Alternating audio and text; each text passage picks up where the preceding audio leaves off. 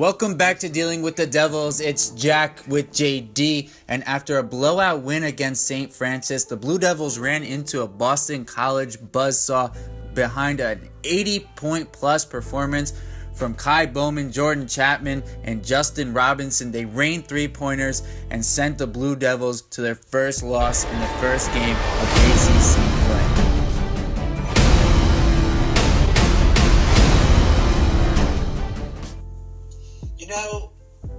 When one team shoots 15 for 26 from three-point range for almost 60%, and the other team shoots 8 for 30 for 26%, you kind of know where the game's heading. Right, and this has been an Achilles heel for the Blue Devils I've been pointing to all season long. And unfortunately, it came back to bite them in the first game of conference play on the road. And this is a much improved Boston College team over the past several seasons, definitely much more talented, but still the Blue Devils outclassed this team outside of the three-point line and still struggled because of that one aspect of the game. Absolutely, and when you see the three starters for BC, Bowman with 30, Chapman with 22, and Robinson with 24, it's coming at you from everywhere. And Bowman's game overall was just incredible with 30 points, 9 assists, 10 rebounds. Who is he, LeBron James? Yeah, I guess we could go right into the three stars. You just named it for BC in this game. Those three guys were outstanding, and Chapman in particular was only shooting 30% from three-point range on the season, and he hit 4 in the first half. In the first half, they hit like 70%. There was not much Duke could do. I will say, though, Boston College got on a run because early in the game, they were getting a ton of open looks. So yes, you could say it wasn't so much the Blue Devil defense. They were just shooting lights out, which is true. And after that first 10-minute, 12-minute stretch or so, which has plagued the Blue Devils all season, the problem was once they let the Eagles get going, there was no way they could corral them back in. And as I like to do, I'm going back in history to an Arkansas team with Sidney Moncrief, Delph, and I can't remember the third. They were known as the triplets. They would drop 20 to 30 points a game, and that's kind of what it felt like. Whoever Duke wasn't guarding, it was one of the three that wound his way into the basket, and it was just a tough loss, but it pointed out a number of flaws. And one thing, though, I do want to immediately give you credit for is we sure got a quick idea about how Coach K was going to use that bench. He did put Delorier in, who was 4 for 4 from the field, but fouled out, and let Marquise have a minute or two. One moment of greatness for Marquise. He kind of looked soft and smooth, but that was about it. He was going with his 5 starters. Yeah, and thank you for giving me the credit, so I didn't have to toot my own horn there. But yeah, I've been saying that all season. Wait till the ACC play, and sure, he did shrink the rotation in this one. But also the Blue Devil starters, and let's talk about them because, as we like to do, JD, this was the worst game of the season for a number of them. But I want to start with the positives because if the Blue Devils would have won this game, it would have been the first time you could say clearly Gary Trent Jr. was their best player. He had an outstanding game. It was the only reason the Blue Devils were really in this one late. No question about it. This is the Gary Trent shooting that we had all heard about, and he was very confident down the stretch. He was very confident from the free throw line. He was 5 for 5. It was a very, very good performance for him. But I'll flip it over to Grayson Allen, which is he was told to be more aggressive, and you saw him on the deck like 5 times making steals, which was great. But then that same aggressiveness also resulted in poor shot selection.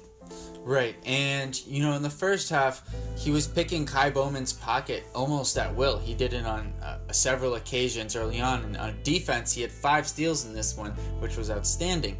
But when Duval picked up that second foul, and Grayson had to play point guard, at the end of the first half, you notice that's when Boston College was able to get on a run, and that was without Duval in the lineup there.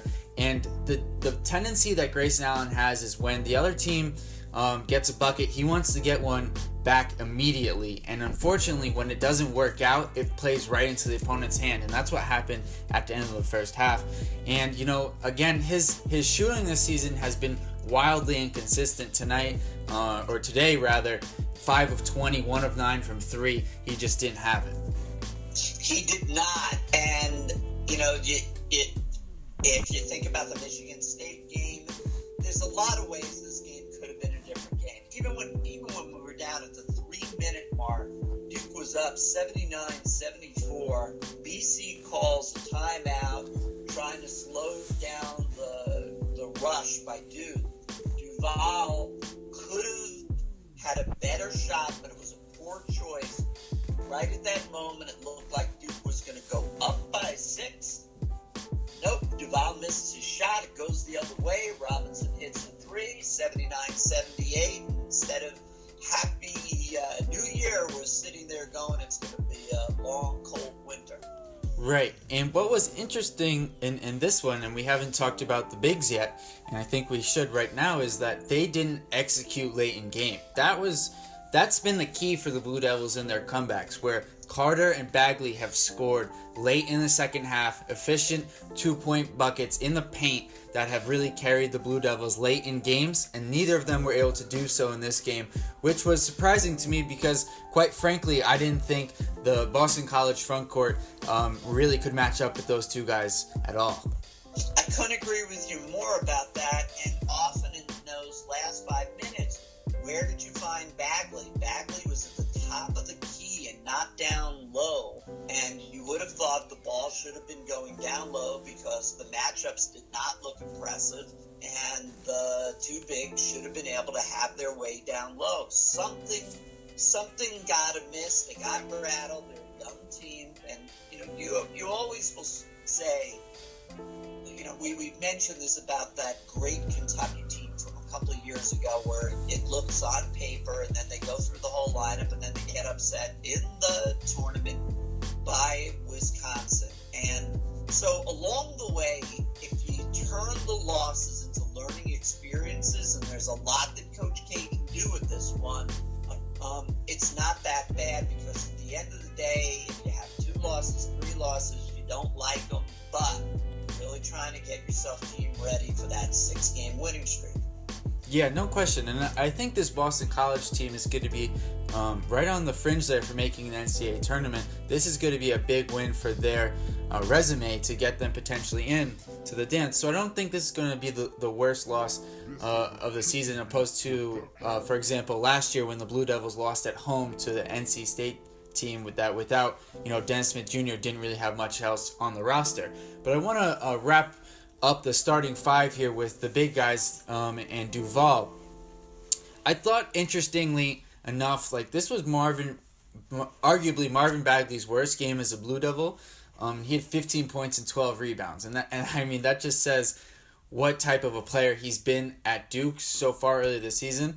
But he had 4 turnovers. He didn't quite look like himself. He didn't dominate the way we've seen him, and also 4 fouls, which is part of the reason I think, JD, why he was up at the top of the key there and not having the impact inside the paint that you would like. I think that's a good observation, that maybe that affected Bagley's game, and to be 15 and 12 and say he had his worst performance, and that may also be that Carter then usually backs him up, and Carter didn't have his usual double-double. He had 10 points with 6 rebounds, a weaker game for him as well. Look, the bigs combined for 25 and 18 rebounds. It's not to say that they didn't exactly do their job, and it isn't that Duke got blown out, but nonetheless, they gave up a lot of points here, and you're going to have to start questioning their defense.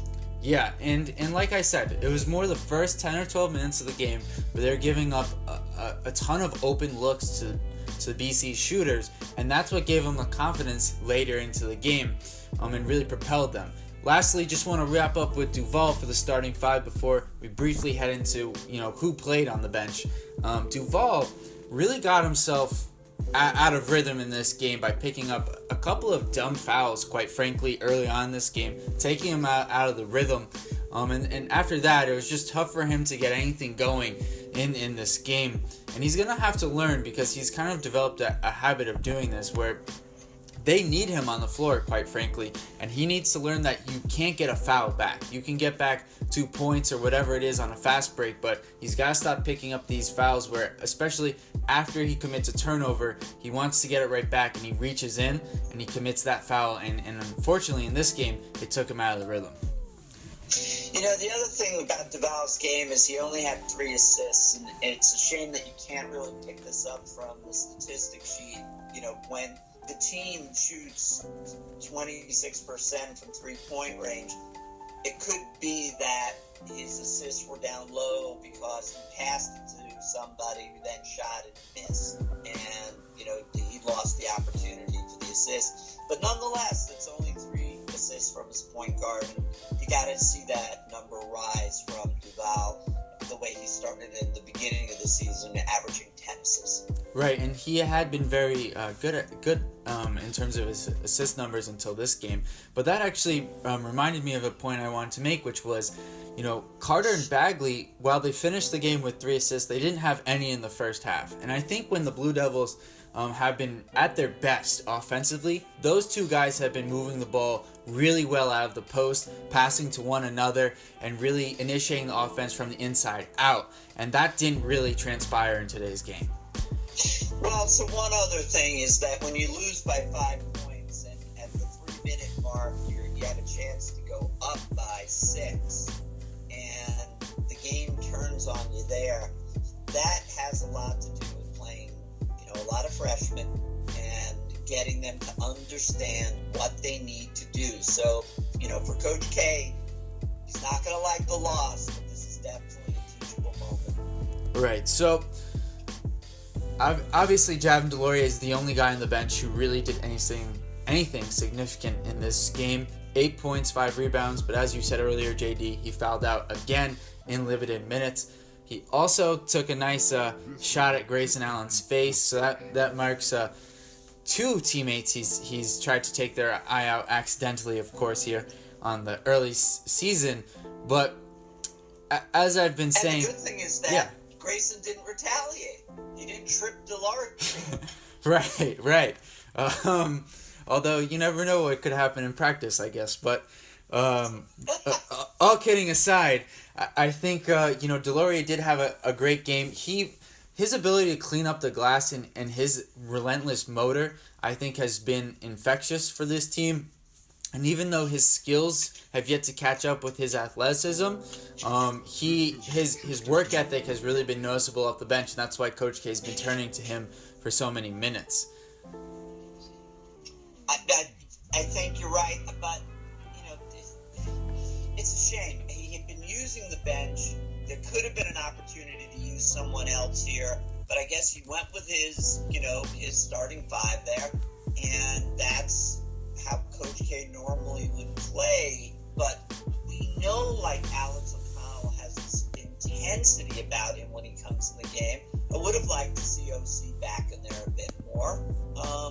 A little more confidence in the bench, but it's a game, as I said, at the 3-minute mark, we were going the other way and saying the winning streak would have been intact. Right. I couldn't agree with you more, JD. So, wrapping it up here, the Blue Devils have a nice break for finals before they play Evansville in Cameron on the 20th, and then they take another 10 days off before resuming ACC play against Florida State, also in Cameron. So they have a nice break period here where they'll be able to work on that defense and have a lot of practice time, JD.